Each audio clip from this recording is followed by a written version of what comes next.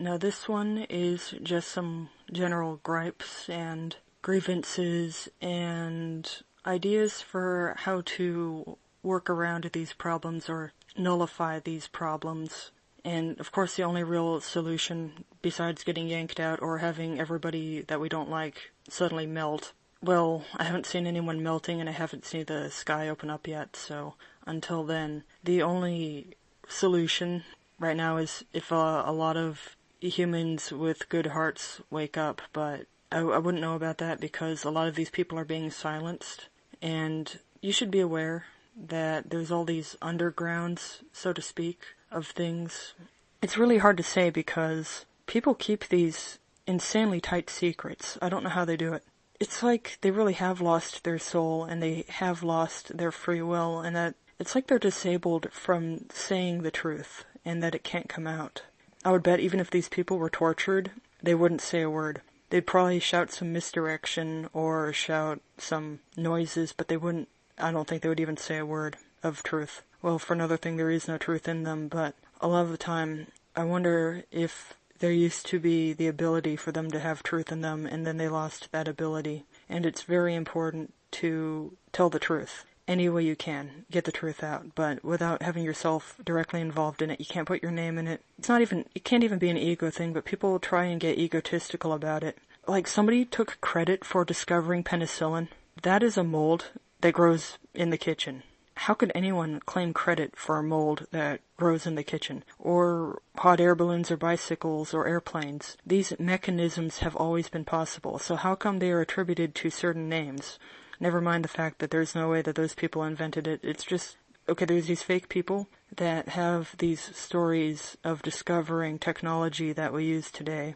But that's probably not what happened. And then you have completely fictitious people like Mary Curie, as in Mercury, supposedly discovering radioactive substances. Those don't exist either. Fortunately, more people are realizing the nuke's hoax, but there's so many more things to be aware of that they're fake, because fear and dread, well, some people believe in this concept called loosh, and that sounds like a dirty word, but apparently it's negative personal energy that people and animals, they give off when they're in distress. I don't know. I'm just repeating stuff, but some people believe in a thing called loosh, which is negative energy, and that torturing people and animals will make them produce loosh, this energy that can be harvested by, I don't know, the reptilians. But you will probably notice that famous people and influential figures will have a lot of reptilian symbolism on them. I don't know if they're literally lizards, but for all, I guess you could call them shape-shifting lizards just for fun. Because you might have heard the term shapeshifter applied to a certain group of people that will constantly switch sides between being on side A and side C, not side B, side A or C. You know what I mean? Some things, if I said them outright, this would be taken down if I'd said certain things. There is no freedom of speech. But you can get creative and work around it. And now here's just a general gripe that's kind of been on my mind for a while. In the 90s, the internet was just some novelty thing that could have a very good, serious application for businesses and companies ordering or contacting other companies over a long distance. It could be used by people contacting other people over a long distance. You could share different kinds of digital media, and that's all well and good. But it used to just be a glorified telephone.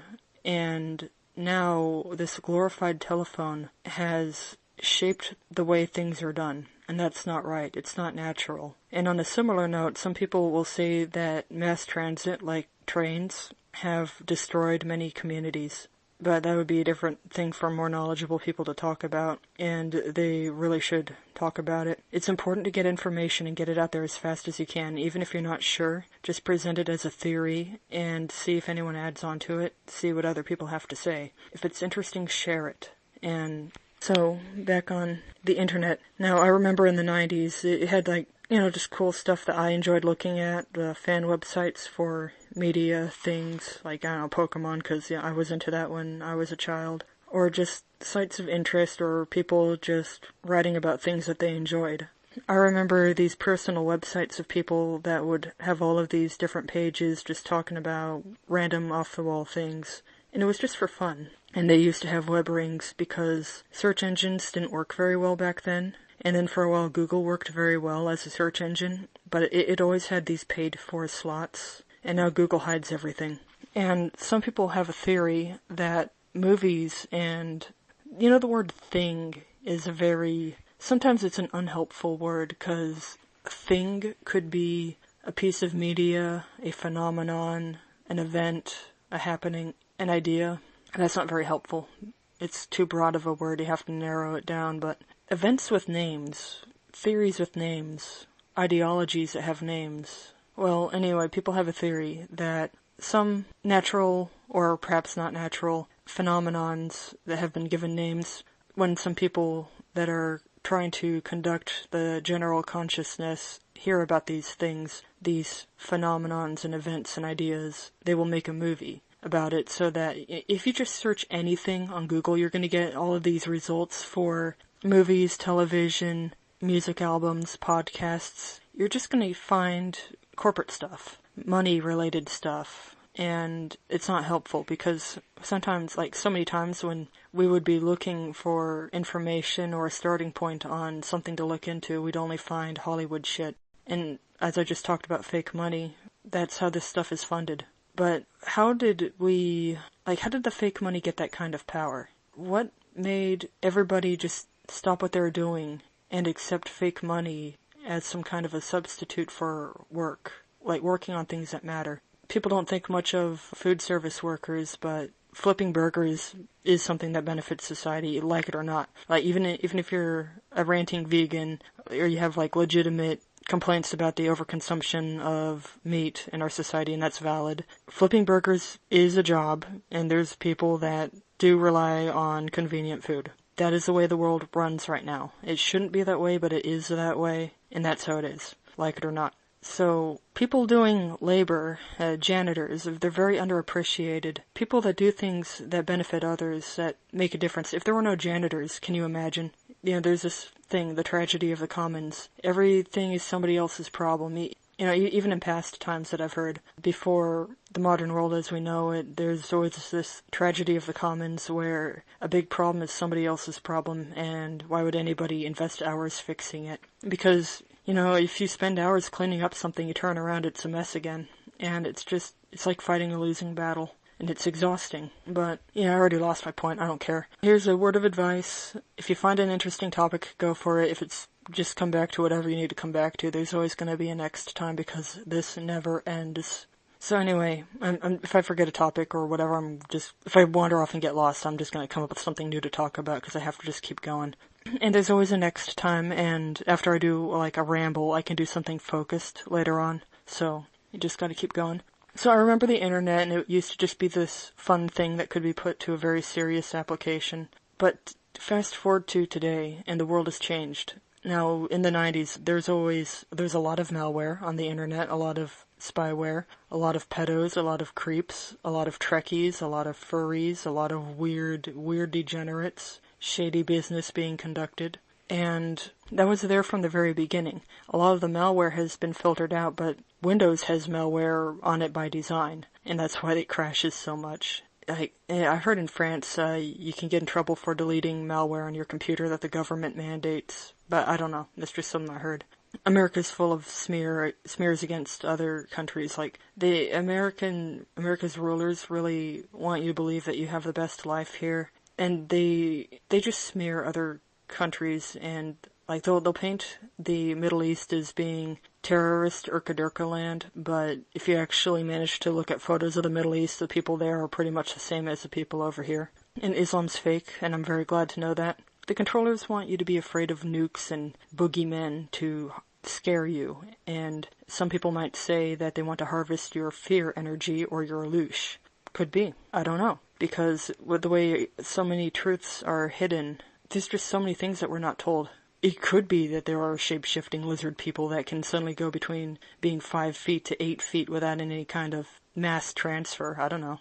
Anything's possible. I mean, I can't prove I'm not in a simulation. And sometimes I think that there is kind of proof that, for lack of a better word, something that could be called a simulation is going on. But the problem is simulation refers to something being a copy of an original, and I think we're in the original. Yeah, the simulation's a flawed word because it implies a copy or a replication of something. Anyhow, so there's always these freaks and creeps on the internet, and I would personally say that the golden age of human involvement on the internet was the early to mid 2000s. A lot of elitists, and I'm thinking of a fat Martin at a computer griping about ignoramuses and saying that normies ruin everything, when a lot of normies will act stupid on the internet because there's something about posting on the internet that makes people, including myself, lose 100 IQ points. Because there's no consequences. When you're just bashing on a keyboard and watching text appear, there's nothing at stake. People will write things online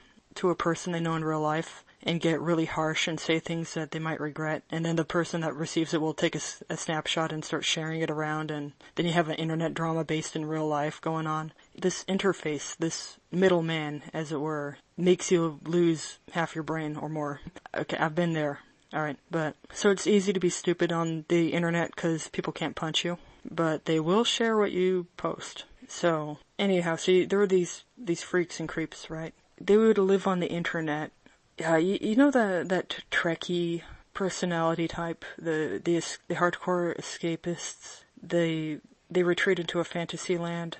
When D&D came out, a lot of people started freaking out because there's always going to be these freaks and people that want attention and drama screaming about how outraged they are that something exists. And D&D was one flavor of the week when it comes to outrage.